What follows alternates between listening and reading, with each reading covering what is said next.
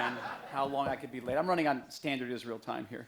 Can you all hear me? Can you all see me up there? Because I can't see you. Anyway, I am delighted to be at the Museum of Tolerance. I'm delighted to be here with my dear friend and soul in arms, David Suissa. Shalom, everybody. So this book is called Ally. I wrote it in about a year.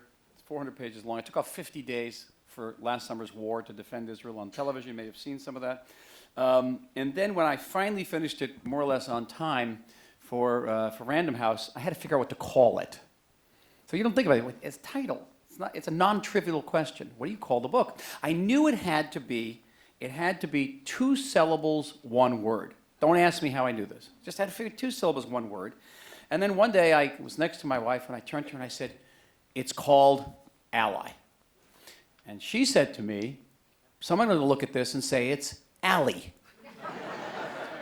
And I don't want to embarrass anybody, but this book has been introduced in various forums around the country as Ally. And then my wife's name is Sally, and she says, well, someone's going to say you forgot the S. But Ally it was. Ally is one of the most beautiful words in English. Think about it. It always has a positive connotation. You can be a partner in crime, but never an ally in crime. And in Hebrew also, ally is one of the most beautiful terms in Hebrew. Ben Brit.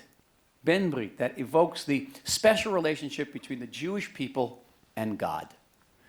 The United States and Israel are special in their alliance. They have a special relationship. I know of no other country in the world, including Britain, including France, Italy, no other country in the world that has all at once a deep spiritual connection between them.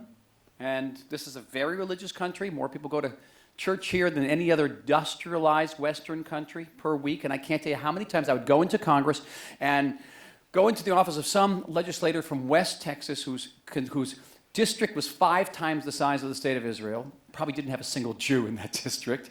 And he had the Bible opened up on his desk. Opened to the book of Genesis where it says, those who bless my people shall be blessed.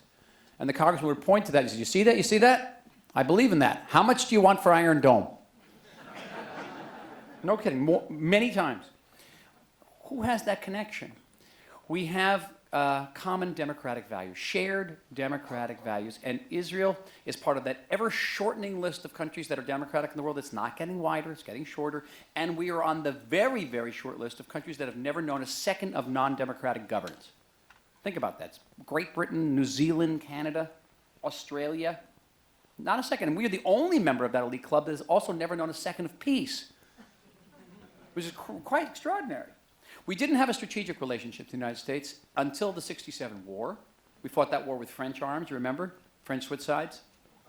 And it was only on the 7th day of that war that American policymakers woke up and said, whoa, there's this little superpower out in the Middle East, just defeated a couple of Soviet-armed Arab forces. We should be aligned with that country. And thus was born the U.S.-Israel strategic relationship, which today covers vast areas. I could spend an hour just talking about this. It's joint weapons development, anti-ballistic systems, intelligence sharing, special forces training, every area you can possibly imagine. You know that every American combat pilot, helicopter jet pilot, wears an Israeli helmet? Amazing. So find me another set of countries in the world that the United States has this type of relationship that is spiritual, democratic, and strategic. Totally special. In many ways, we are one another's ultimate allies. And yet, the United States and Israel have divides. We are separated. We are separated on issues that go back to 1967, settlements, Judea, Samaria, the West Bank, the peace process. We're divided on issues that go back to 1948, the status of Jerusalem. Very deep dive. We're divided on issues of arms sales to the Arabs, which is quite extraordinary. You know, the United States gives us $4 billion a year in aid, Biden aid, and 75% of that aid is spent here in the United States. It creates tens of thousands of jobs, but the United States is also selling tens of billions of dollars to Arab countries. Now also within the framework of this possible Iran deal, they're trying to compensate these Arab countries. Who knows who's going to control those arms 5 years from now? Look what just happened since 2011. The Middle East is completely unraveled.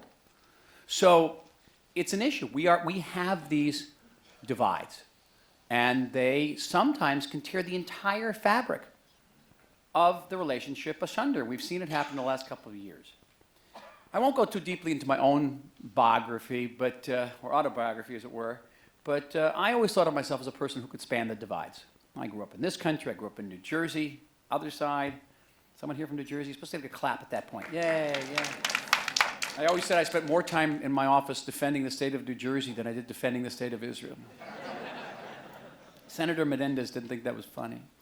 And, but I had a very typical American childhood. I was clumsy, dyslexic, fat, failing out of school.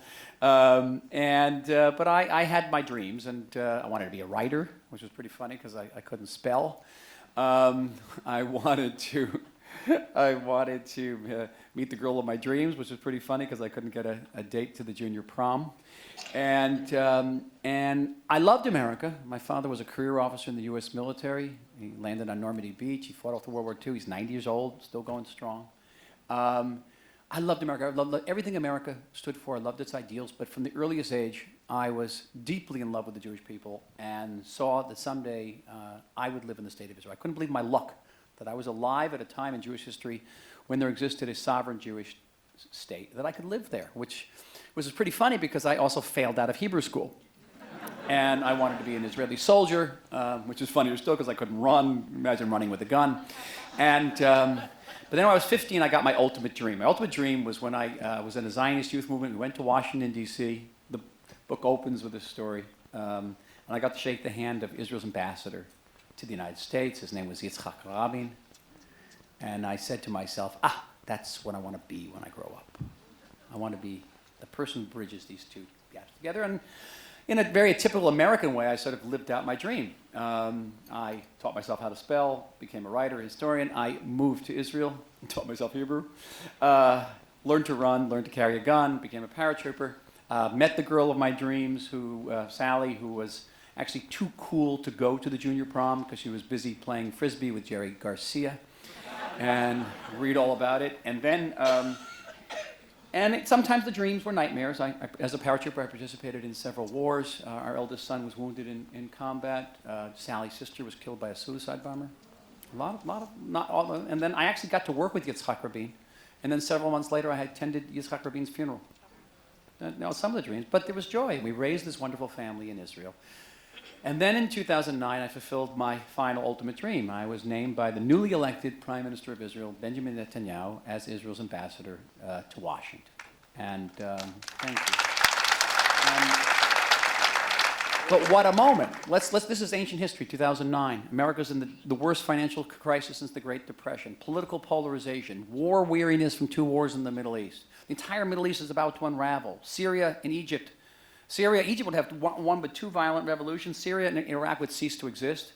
All this was going to happen on my watch.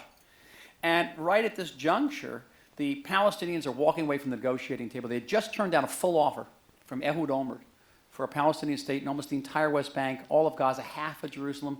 And then Mahmoud Abbas refused to negotiate with us. And the Iranians are going from 6,000 centrifuges to 19,000 centrifuges, enough enriched uranium to make 1 bomb to make 4 bombs with underground fortified installations. All this is happening. 2009 to 2011, all this is going on.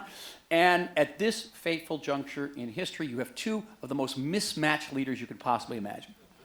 Okay, you've got Benjamin Netanyahu, newly elected, and the newly elected 44th President of the United States, Barack Obama.